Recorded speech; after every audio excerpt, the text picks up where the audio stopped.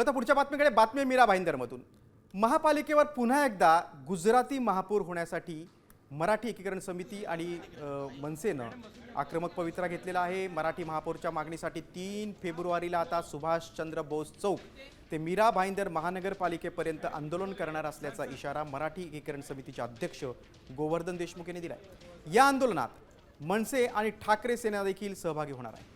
भाजपकडून महापौरपदासाठी डिंपल मेहता यांनी नामनिर्देशन अर्ज दाखल केलाय। मीरा भाईंदर महानगरपालिकेवर पुन्हा एकदा गुजराती महापौर विराजमान होणार असल्याचं जवळपास निश्चित झालेलं आहे आणि त्यावरून राजकारण तापलंय, मनसे आक्रमक झाली।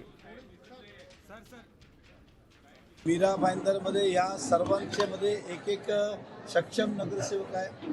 डिंपल मेहता हे पहिला सुद्धा महापौर राहिलेले आहेत। अनुभवी महापौर म्हणून त्यांना परत आज नामांकन भरण्यासाठी आदेश दिले आणि त्या अनुषंगाने आज डिंपल विनोद मेहता यांनी महापौर पदांसाठी आपलं नामांकन भरलं। नरेंद्र मेहता ज्या प्रकारे मराठी माणसाला डिवचत आहेत आणि नरेंद्र मेहता ज्या प्रकारे या शहराचं वातावरण बिघडू पाहत आहेत, तर आम्हाला ही खात्री होती की ते परप्रांतीय महापौरच देणार आहात। म्हणून आम्ही मागणी केली होती माननीय मुख्यमंत्री महोदय देवेंद्र फडणवीस आणि यांचे अध्यक्ष रवींद्र चव्हाण यांच्याकडे, कारण नरेंद्र मेहता यांना मराठी माणसाच्या नाकावर टिचूनच या शहरामध्ये राज्य करायचं आहे आणि हे वेळोवेळी आम्हाला यांचं दर्शन झालेलं आहे।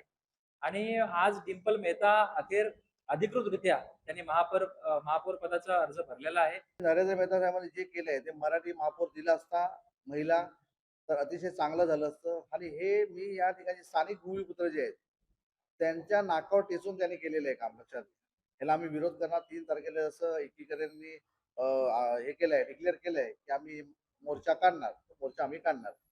त्यामुळे मराठीसाठी हा कुठला पक्षाचा विषय नाहीये, हा मराठी माणसाचा विषय आहे। महाराष्ट्रामध्ये मला फक्त तुमच्या माध्यमातून देवेंद्र फडणवीस असतील, आमदार जे सभागृहामध्ये बसत असतील त्यांच्यासाठी चेतावणीची घंटा आहे, लक्षात घ्या।